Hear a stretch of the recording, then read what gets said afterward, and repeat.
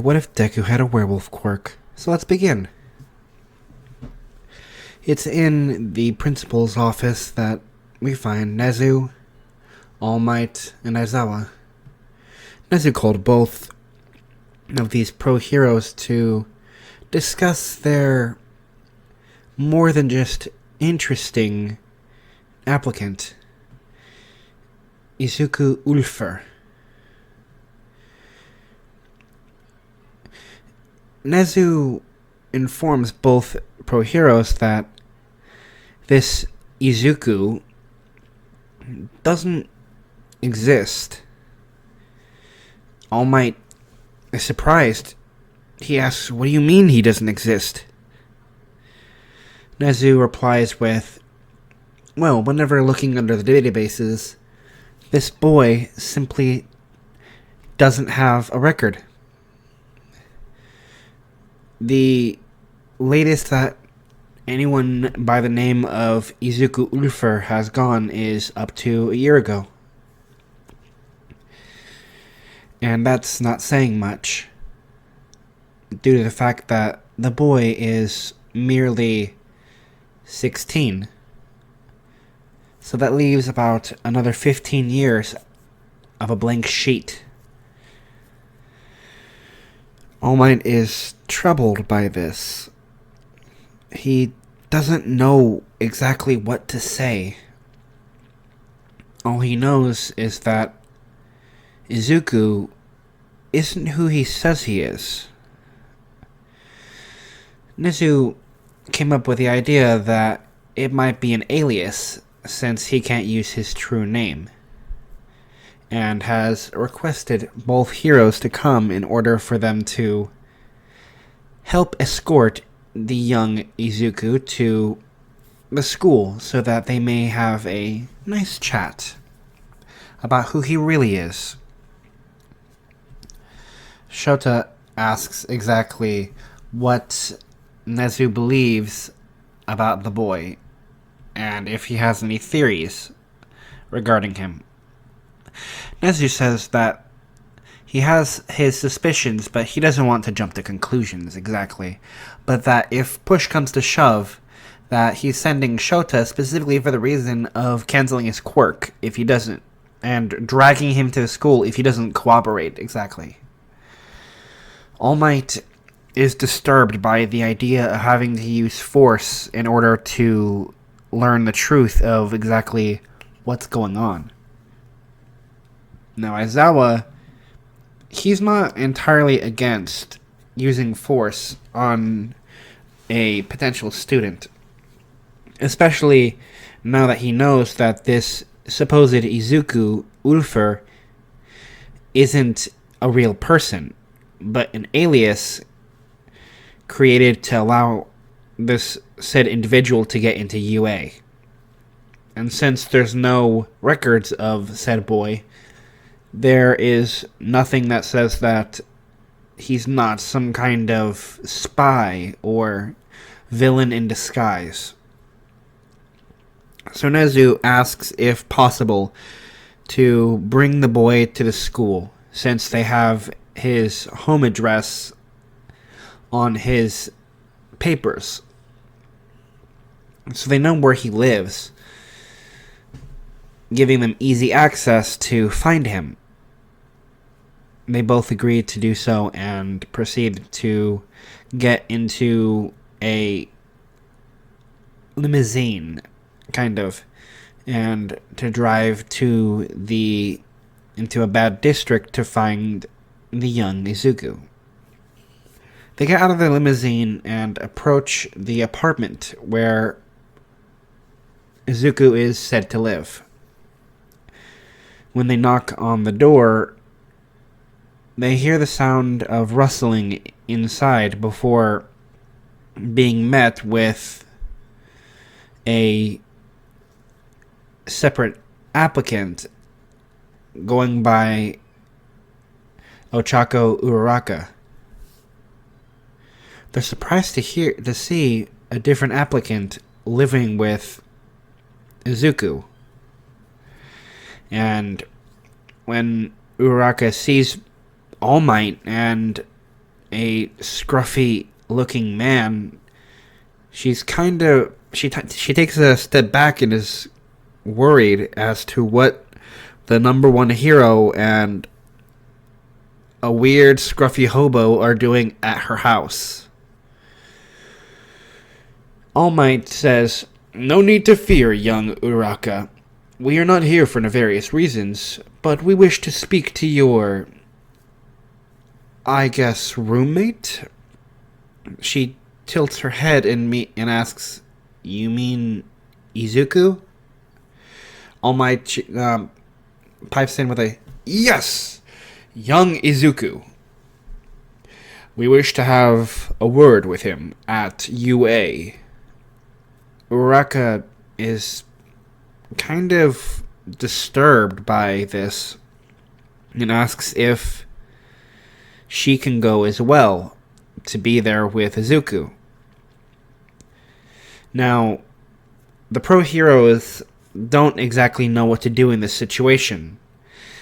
They weren't expecting him to live with another applicant, and Nezu never really specified what to do if there were more people on the premises or wanted to travel to UA with Izuku.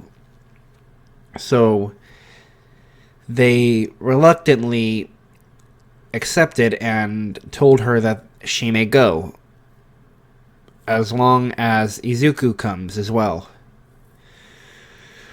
Uraka asks them to wait there while she gets Izuku and the both of them get ready. The pro heroes wait patiently as both Izuku and Uraka prepare themselves to go with the heroes. Whenever they're ready, they open the apartment door and follow said pro heroes to the limousine. And Izuku, being kind of confused and semi-dazed by the sudden appearance of his favorite hero and some scruffy hobo, he asks what this is about. All Might, being the, I guess you could say, negotiator of types, or more like an intermediator to kind of keep up appearances and not freak out the kid, he says that the principal of UA was impressed by his display and would like to have a word with him before allowing him to fully be a student. And Deku kind of just accepts, and when they get to the school, both Izuku and Uraka are escorted to the principal's office, where they meet the dog, bear, cat thing sitting in a chair at a desk with a little name thing that says Principal Nizu. Both students sit in front of the principal, and Nizu is kind of surprised. He wasn't expecting to have another applicant. He specifically just asked for the one. But he's not going to complain, because this just means a little more dirt digging, kind of, to figure out exactly what's going on. And if he's going to get to the bottom of this, then it would help to have multiple parties, especially with his ability to read faces and kind of detect a lie. So he begins by asking Izuku if he has any kind of connection to Uraka. Deku says, "Yes, I live with her." Nezu is intrigued by this, but cannot detect a lie on Izuku's face, so he continues. Well, you see, Izuku, what we have here is a little predicament. See, we would love to have you as a student, but there are some inconsistencies with who you are as a person.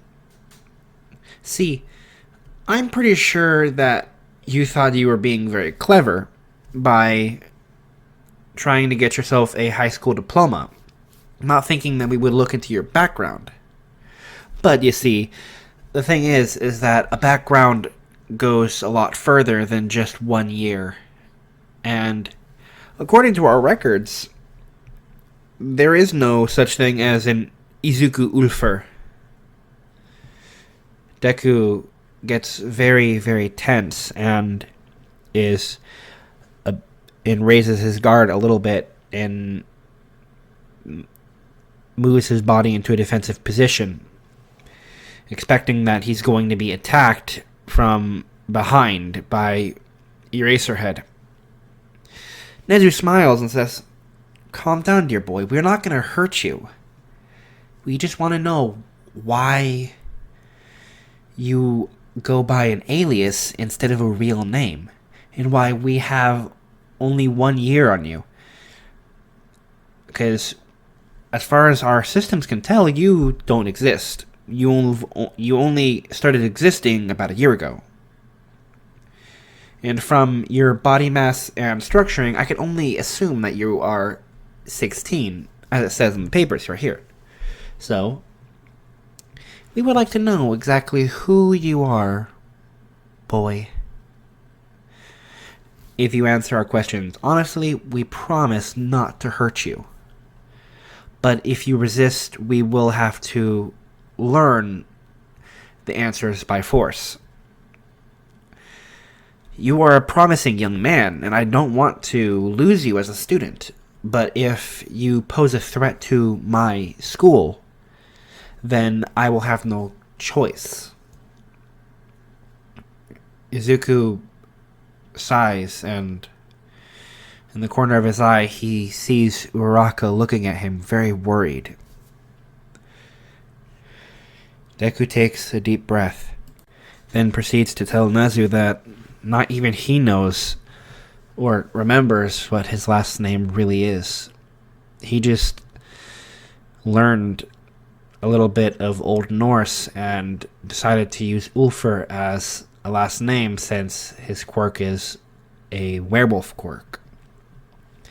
Nezu points out that he kind of figured this out, but he would like to know exactly who he is, like his past, what's happened to him up till now.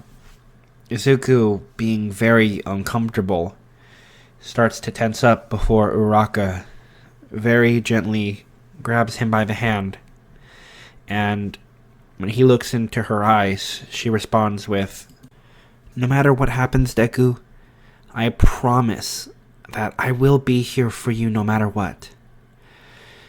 If you need to take your time to tell them the truth, and you need someone to hold your hand, then I'll gladly be here for as long as it takes for you to tell your story, okay?" She looks at the principal and says, "You promise that if he really does tell his whole story, that you will not use it against him to prevent him from being a hero, right?" Nezu says, "Of course. We only want to know the truth. We want to confirm that he's not dangerous to our school and will not pose a threat." She nods her head and pulls Izuku close. She whispers in his ear that she will not ever leave his side, and that she will follow him to the ends of the earth if she has to. Deku takes a deep breath and thinks back as far as he can, beginning to tell his story to Nezu. He basically tells Nezu that the farthest he can remember back is when he was 4. That he had the run-of-the-mill childhood. He had a loving mother. He had friends. He went to school. He didn't have his father around because his father worked somewhere else.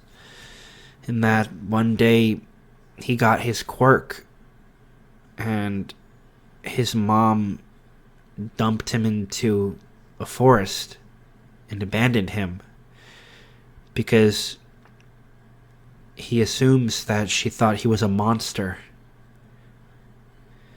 He began to shake, began to tear up at the words coming out of his mouth. Nezu, adopting a remorseful look on his face, he then tells Nezu how he had to do a lot of bad things to survive, that he had to fight for his life just to live another day, how he had to basically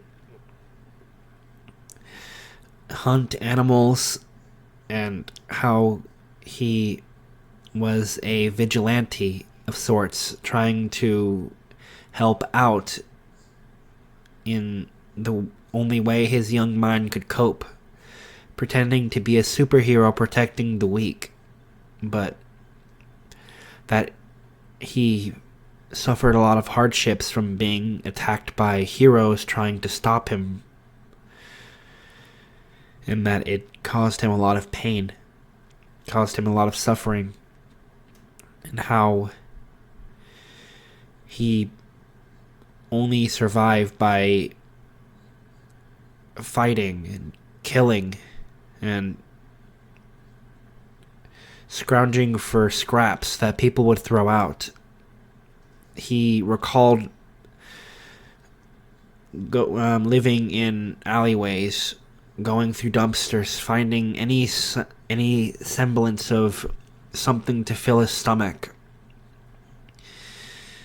Nezu was horrified at the thought of such a young boy having to basically live on the streets, having to live like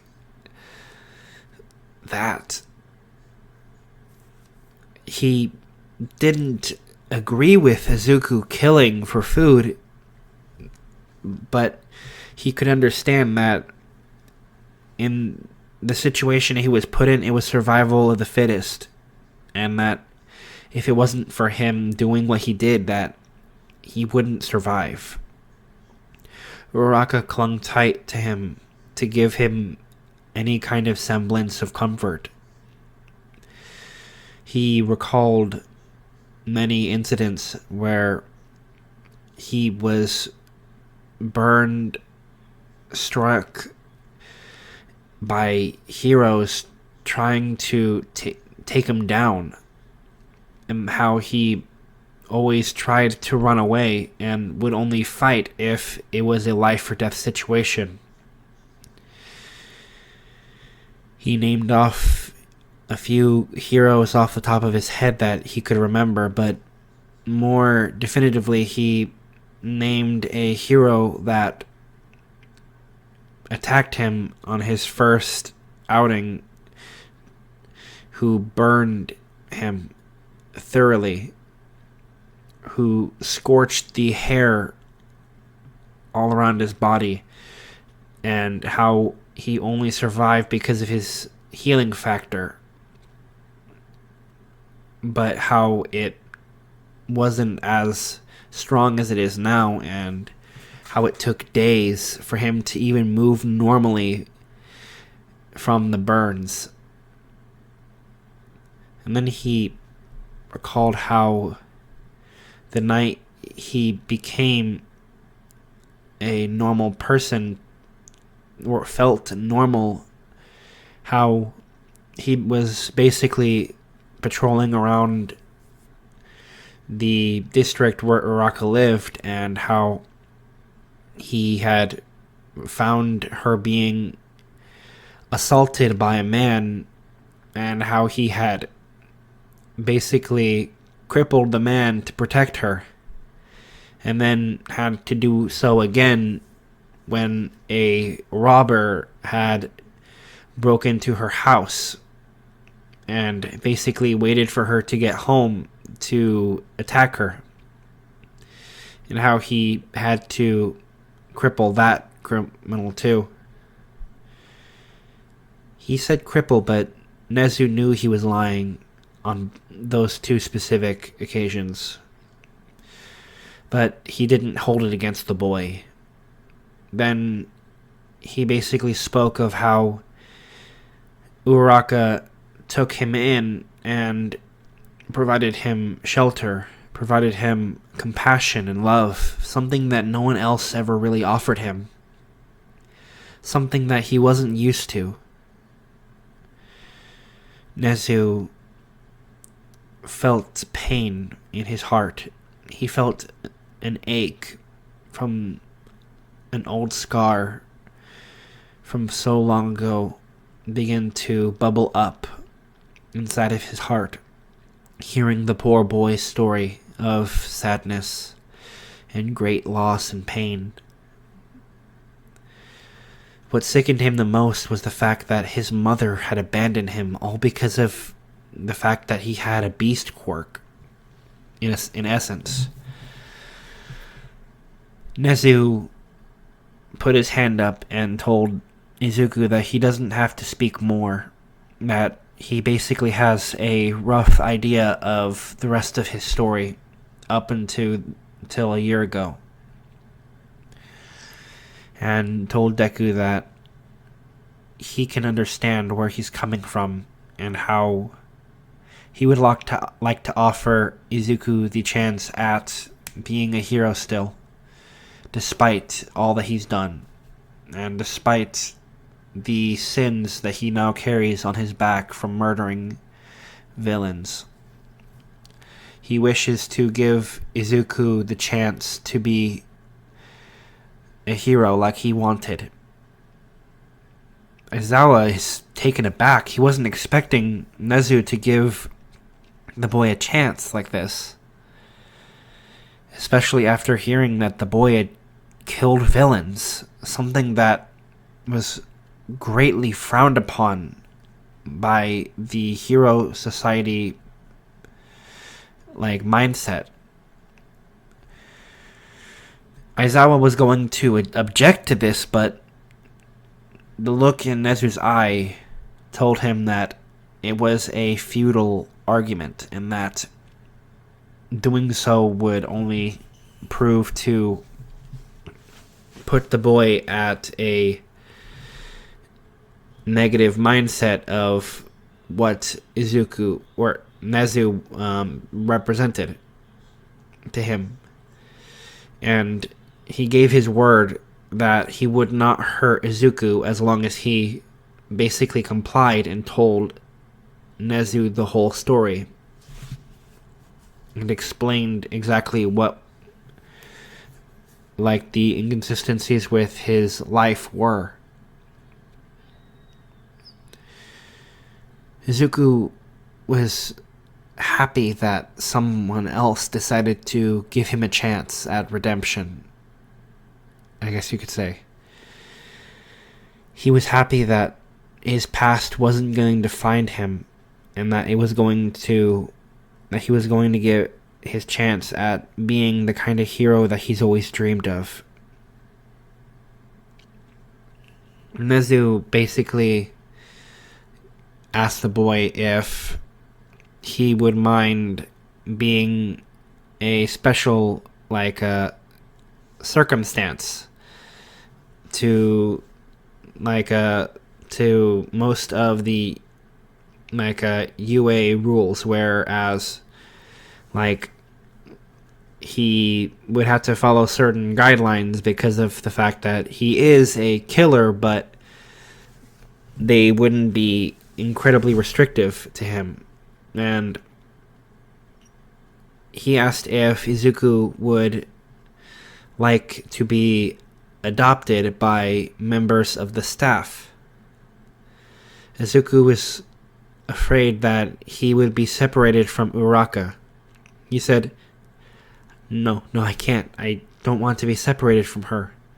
Nezu assured him that he wouldn't be separated from Uraka, but that what they're offering him is basically a family that he never really got because of his mother doing what she did. In essence, Nezu, because of his sympathies for Izuku, asked if Izuku would want to be basically like a son to the teachers, that way that all the teachers could give him the kind of love that he deserved, and shown true compassion. That way he could learn what it means to be cared about, other than in a romantic way with Uraka. Izuku wasn't entirely sure exactly how he felt about the idea. On one hand, he would love to be a part of a family of sorts, but he just had a hard time wrapping his head around it. Nezu said that if he wanted, he could basically see all the teachers of UA as a type of parental figure. That way that all the teachers could, in one way or the other, take care of him. Since Izuku is a special case, since he has no legal guardian to, exactly watch over him or, try and care about his well-being. Izuku was not against the idea, and he said that if it meant he could stay with Uraka, that he wouldn't mind. Nezu put his hands together and said, "That's great to hear. Izuku, I would like you to keep your created last name, and I would like to welcome you as a part of the UA family." Izuku's face spread into a giant grin. The idea of being a part of a family of sorts, it brought a smile to his face. It made him feel accepted. Something that he only felt with Uraka. Nezu dismissed them and told them when he would like them to come back to basically to start school. And Deku and Uraka were ecstatic to hear about what day they'd be starting their new lives as hero students. So they went back to the apartment, and I'm going to skip forward to their first day. Izuku and Uraka are walking hand in hand into the UA building, and as they're walking along, Deku is wagging his tail in excitement and in anticipation of meeting all of the teachers who would each play a part of basically being his surrogate family. Uraka was so happy that Deku was going to get the chance to have a bunch of teachers basically stand in as his parents. She thought that this would be a great opportunity for Deku to experience what it's like to be loved by people who would not look at him as a monster, and who would have the compassion to understand his situation and truly accept him for who he was. Nezu basically, preemptively told all the teachers that he wants them to each, meet Izuku as he goes through his classes and to try and build a connection between them and him in order to basically give Izuku a better life, I guess. So whenever he gets to his homeroom, he enters the room, and the blue-haired boy who called him out during the entrance exam is there, and he's yelling at a ash blonde boy who has piercing red eyes and a very explosive personality.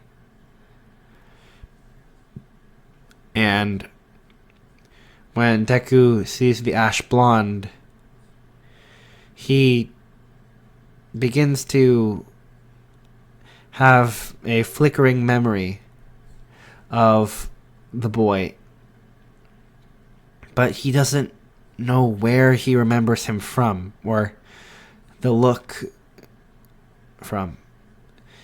It semi-confuses him.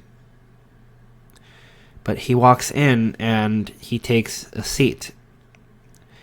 But as he's walking towards the seat, he smells something coming towards the door.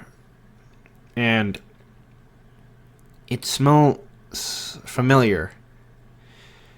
The scent is new, but it's masked by something that he doesn't recognize. But as the door opens, him and Uraraka basically see this yellow mass crawl into the classroom, and whenever it turns over to look towards the class, it's Aizawa, and he's sucking on a nutrition pack and says,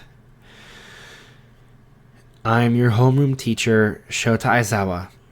Now put these on and meet me at the training field," pulling out a bunch of gym uniforms and throwing them at the students. All the students begin to file out of the classroom and make their way towards the gym. No, not gym, the locker room. When they get there, Izuku begins to change out of his uniform, and as he takes the shirt off, a boy with spiky red hair and jagged shark-like teeth turns towards him and says, "Whoa, bro, you're ripped. What is your workout routine? I gotta see it, man."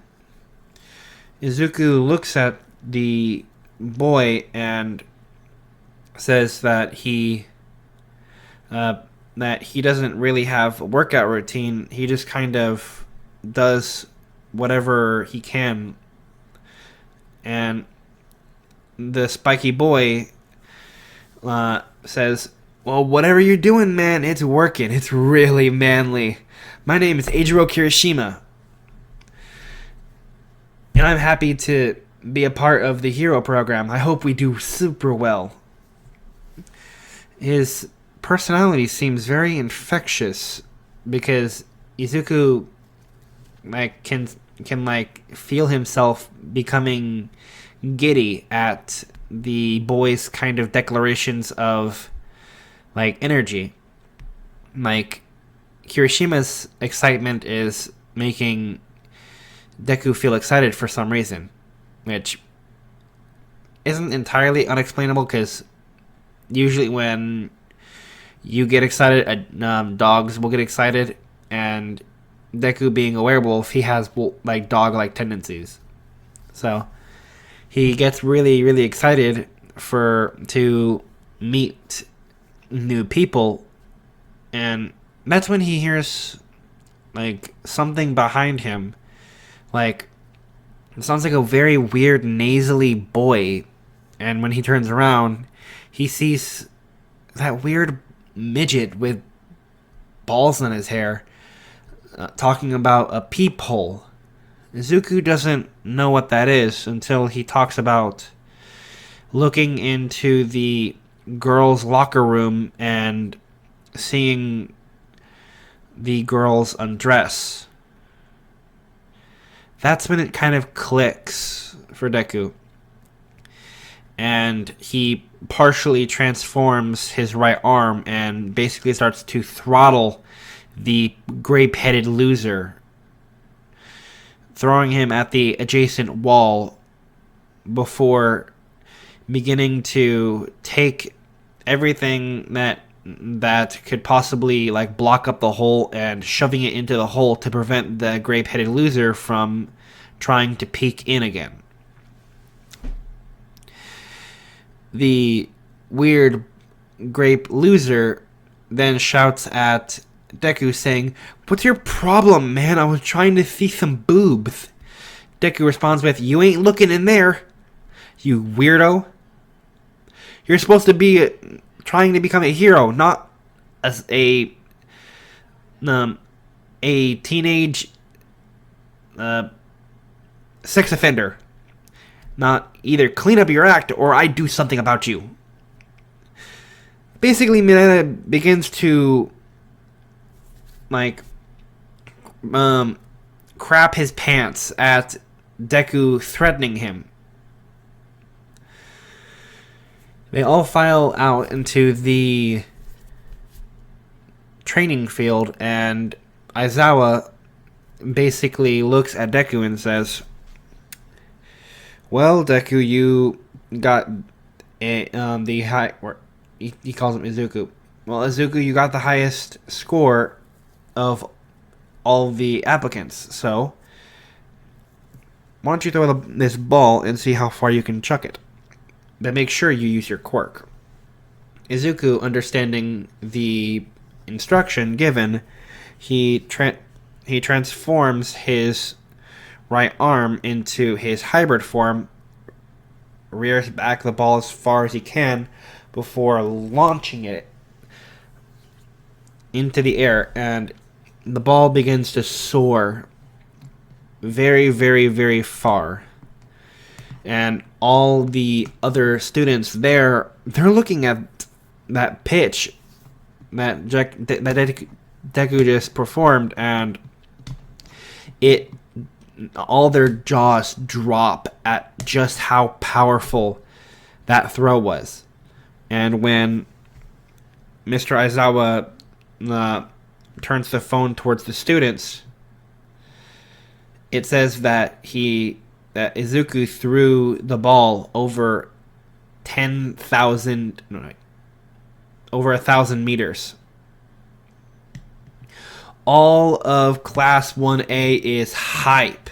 They are excited, and they say, and Mina in particular says that she would like to, that she thinks that this is going to be fun.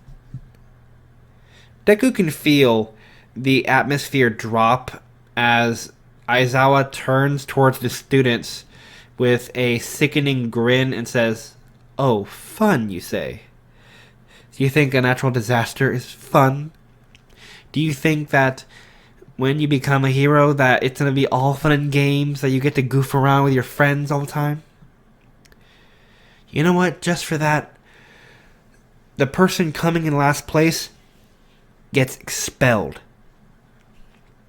All of them start freaking out, and Mineta says to the teacher, "That's not fair. We just got here." Aizawa looks at Mineta and says, if any of you come in last, I will not hesitate to expel any of you. We're trying to raise up the next generation of heroes, not a bunch of wannabes. You need to be prepared to become a hero, because the world step into after you graduate isn't going to hold your hand or tell you it's going to be all right. It's going to drill you into the dirt until you beg for mercy. All the students are taken aback by Mr. Aizawa's words. So they go through with the exams. Uraka, obviously, she gets Infinity, and Deku does a lot better than what he did during the exam in canon. He doesn't get first place in all the events, but a lot of them he usually gets either first or second. And for the most part, his scores are relatively good. All of the other students are amazed, but the ones that are closer to last place, they begin to become worried that they'll be the one to get kicked out. But obviously, all of them are doing their best. They're putting their best feet forward in order to make sure that they show that they deserve to be in the class. Well, by the end of it, they all line up, and Aizawa basically tells them that it was a logical ruse and that he's not going to expel any of the students. All of them sigh in relief, and Aizawa tells them that he's going to show them the results so that they know, like, they get a baseline for how much they need to improve on their skills going forward. Luckily for Mineta, that he's not going to be expelled because he's in last place, followed by Hagakure in second to last. Deku ended up in, I'll say, third place. And Uraka in fifth place. Because of Izuku having done a lot of training her physically. Now, technically, if that's worse than where she was in canon, then disregard that. But anyway, they all basically collect themselves and begin to go through each of their other classes. Aizawa, though, he looks at Deku and he's impressed by the kid. He sees a lot of potential in Deku. He thinks that if it wasn't for the fact that he was dealt a very bad hand, that Deku would more than likely have a lot less experience and maybe a lot more arrogant. But due to Deku having lived on the streets and had to basically fight for his entire life just to survive, it's given him a lot of grit, a lot of experience in the real world. It's given Deku a lot of what most would call a reality check, that life isn't all sunshine and rainbows. It's a constant struggle to keep yourself alive. Deku, at such a young age, knows the cruelties of the world. He knows the evils that live behind every corner. And Aizawa is mostly saddened by that. He never thought he'd feel remorse for a student that he's trying to train, but he does. He feels bad for Deku because of the fact that he had to see the atrocities of the world at such a young age. Though he hopes that in his attempt to be one of the father figures to Deku, that he can somewhat show Deku that the world isn't as ugly as it may seem to be. He's somewhat grown a soft spot for Deku, having heard his story and had time to process what Deku has had to live with and live through. But at the end of the day, he's got to train Deku to be the best hero that he can be. And he believes that Deku will truly become one of the greatest heroes that ever lived.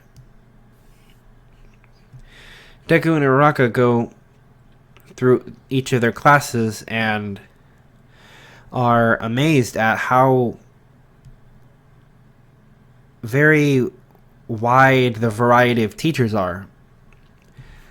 And at the exact, I guess you could say, colorfulness of personalities.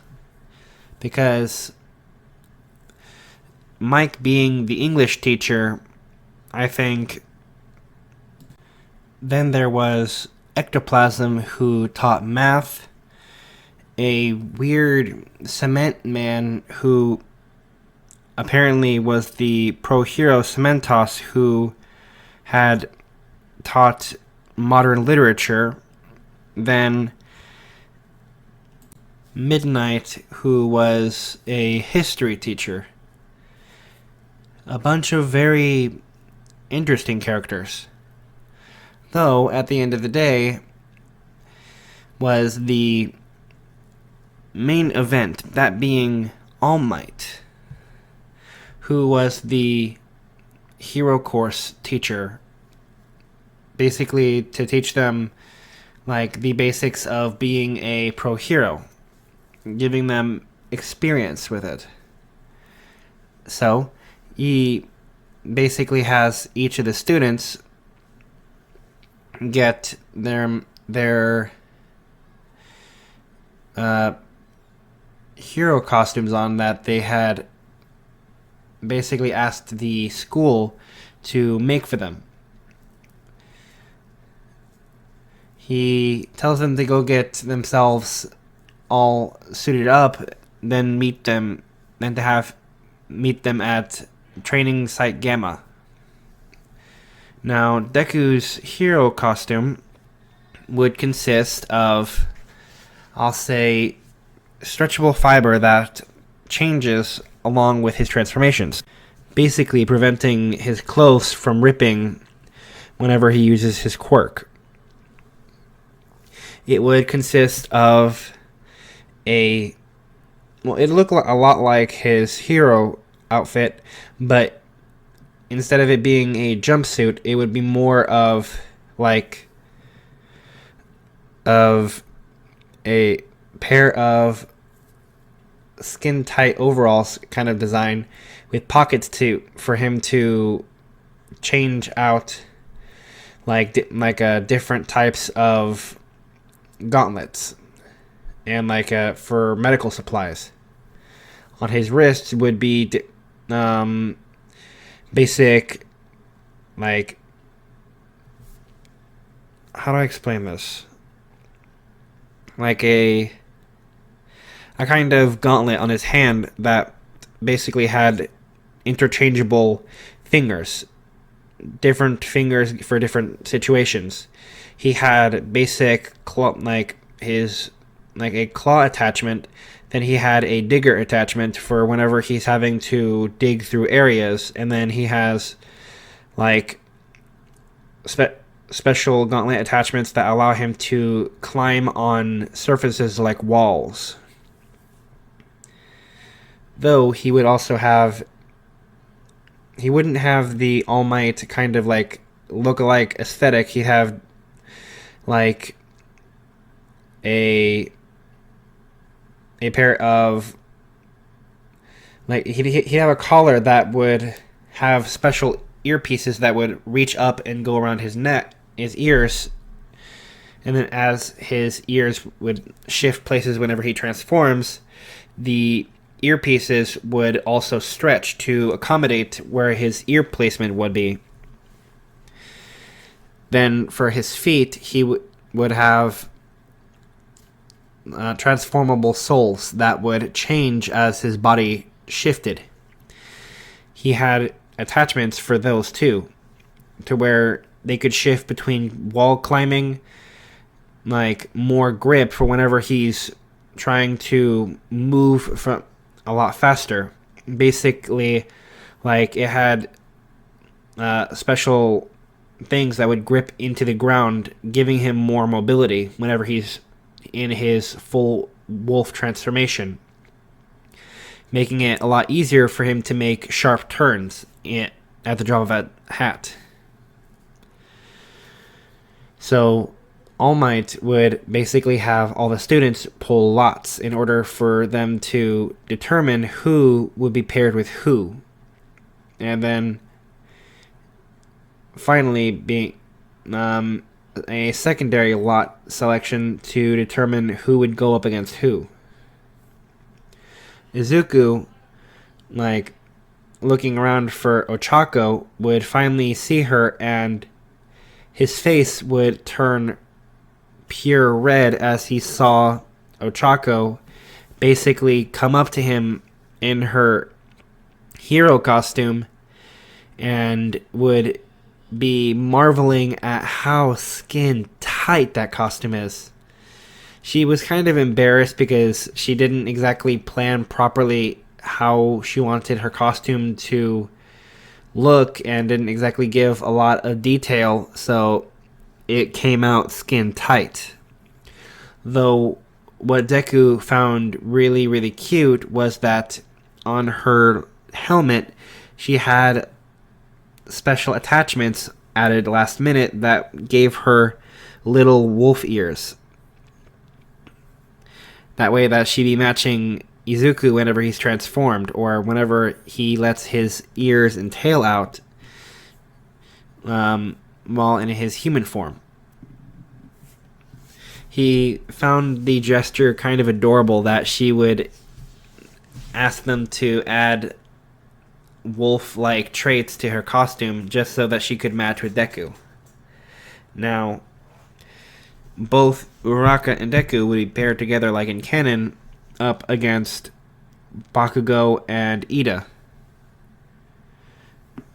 And once again, Deku was reminded of someone he used to know whenever he heard the name Bakugo.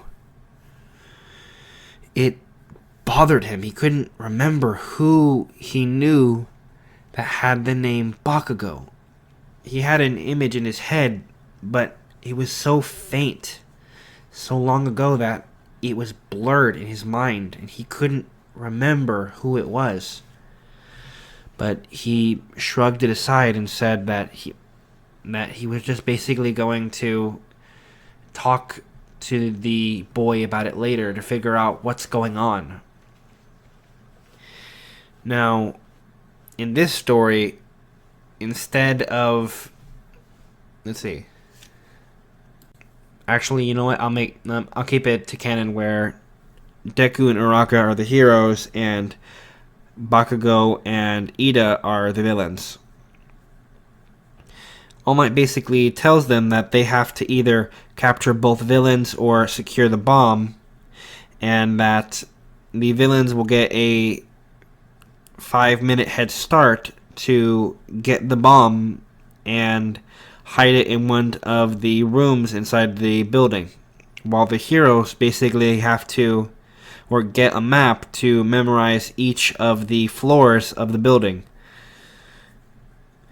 And Izuku and Uraraka basically begin the planning process. They plan out how they want to go about this. Izuku basically says that he wants to try and scale the building and approach from the top floor and going down, since he doesn't believe that Ida and Bakugo would really expect it to really see it coming. So Uraraka asks exactly what they should do if both of them are like in the same room with the bomb. Deku said that he has two different ideas. If one of them is separated, then it will make their job a lot easier. But if worse comes to worse, and they're both waiting by the bomb, that he will take the Bakugo boy, whose costume basically makes him look like a giant grenade, and he will leave her to the blue-haired speed boy in order to get the bomb. And that she shouldn't worry too much about him because he's got thick skin and he's been through a lot of combat. Uraka is kind of worried about Deku, but she believes in him. She believes that he will prevail and that he will come out of it unharmed.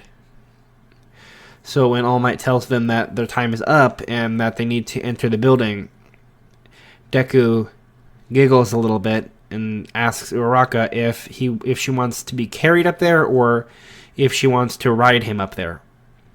She says that she would like to be carried, so he basically grabs her, transforms into his hybrid form, scoops her up with one hand, and begins to scale the building. Each of the other students looking at him with amazement. They're amazed at his ability to scale the walls and his the way he looks. Not to mention his transformation just blew them away because he's really big and really menacing looking. Some of them got a look of him whenever they were doing the test, but it's a different feeling to see him in action.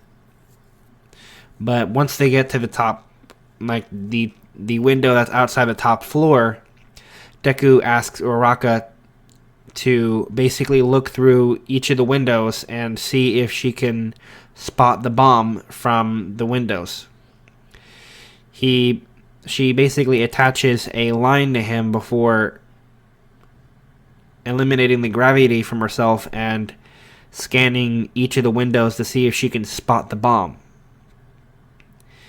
While on the other hand, there are slight explosion sounds going down the building at the same time. Deku hoping that was the Bakugo boy instead of of anything else, or like a trick diversion to make them think that Bakugo is going down the building. Uraka basically, she goes from window to window and she doesn't see much in each of the rooms until she gets to the last window and she sees Ida in his armor standing next to the bomb. And she ducks under the window and motions with her hands for Deku to come over and to help her get into the room. He slowly makes his way over to the window and he tells her that on the count of 3 that they'll both bust into the room and Deku will take care of Ida while she goes for the bomb. When they finally count to 3, Deku rears his arm back and smashes through the window, jumping in and trying to tackle Ida. Ida, was taken off guard, but he quickly, assessed the situation, and instead of trying to defend himself, he quickly moves towards the bomb to try and get it away from them. Basically getting out of the room in the process and taking it into a different room while signaling his partner that they came through the window and that he needs to come back up immediately. Deku, not wanting to lose Ida, he tells Uraka that she should go to the bottom floor or to a lower floor and go in from there. That way that they can do a pincer move, and that if she hears the Bakugo boy, to try and hide around corners to prevent him from finding her. She drops to the second floor and bashes through a different window, while Deku basically tries to pursue from the top floor. Now, Deku can hear the explosion sounds coming very, very fast. And whenever he turns a corner, he sees Ida talking to Bakugo before running further down the building to keep the bomb away from Deku.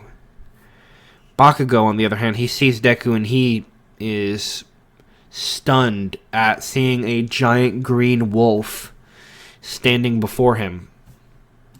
Now, Uraraka, on the other hand, as she's going up the building, she can quickly hear the sound of Ida's engines coming down the building before stopping.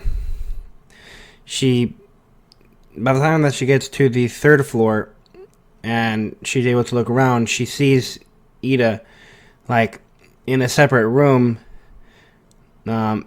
putting down the bomb. And she can hear the sound of Bakugo and Deku getting themselves into a clash upstairs. Now Deku, he's trying to find a way to basically restrain Bakugo. But Bakugo is not exactly, I'm going to say, going peacefully. He's resisting with everything he's got.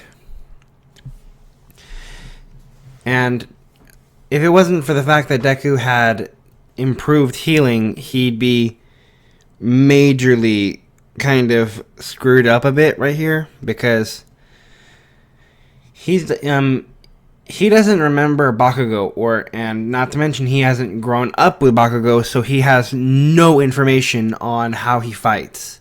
He's basically relying on his battle IQ to help him with the situation. This leading to Deku having to use his more feral instincts to kind of deal with Bakugo. And that's when Bakugo hears one of his gauntlets light up. And he says, "Finally, it's charged up." And as he's about to pull the pin, All Might comes over the radio saying, "Don't do it, young Bakugo. You'll kill him." Bakugo says, "Not if he dodges." And when Bakugo pulls the pin, a giant explosion erupts from the gauntlet. Deku, having to use his intuition and quick thinking, he jumps into the room, into a doorway right next to him, and lets the explosion pass.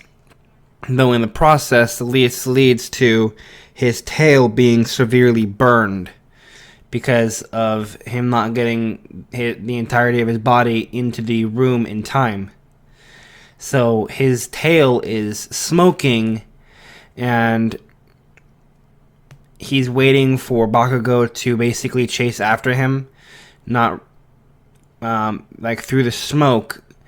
And Deku is able to hear Bakugo quickly press towards him at a very quick pace. And since Bakugo didn't take the moment to observe everywhere that Deku could evade from,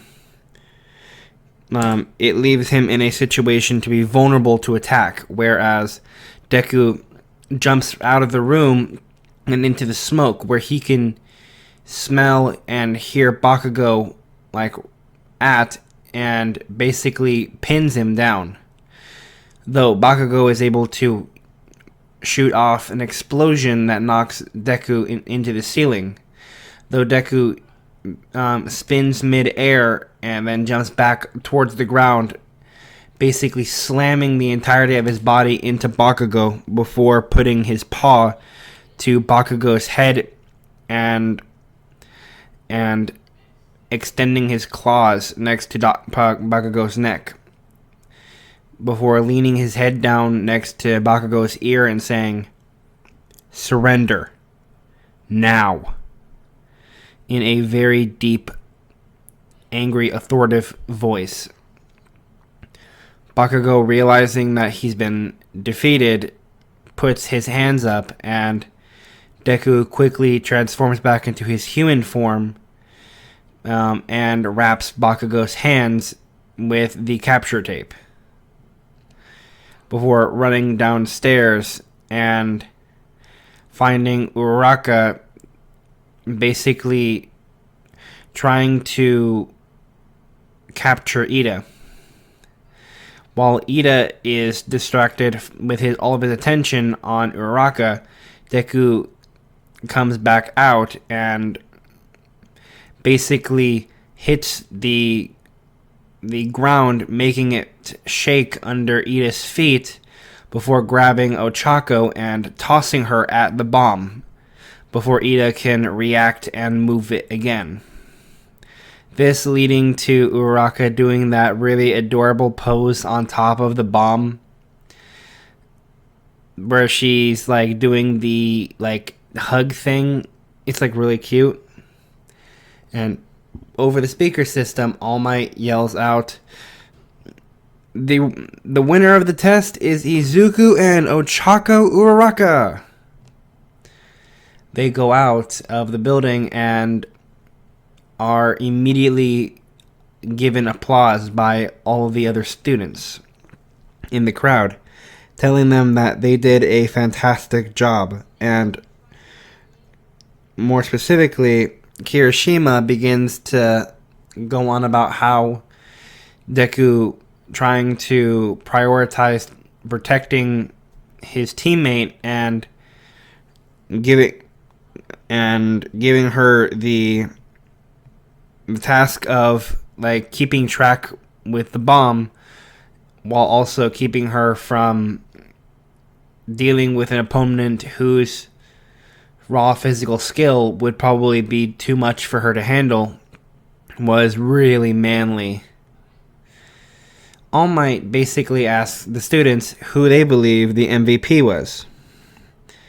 All of them had a tricky time, but Momo basically raised her hand and said that she believes that Deku was the MVP, though the same could be said about Uraraka, because both of them played an extremely good part since they both had good communication, a strong understanding, and had good divide and conquer tactics with a lot of well-planned procedures of trying to figure out how to accurately go after the bomb.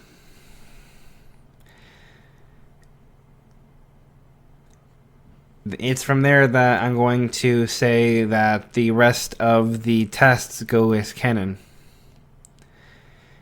And I think that's a good spot to stop it.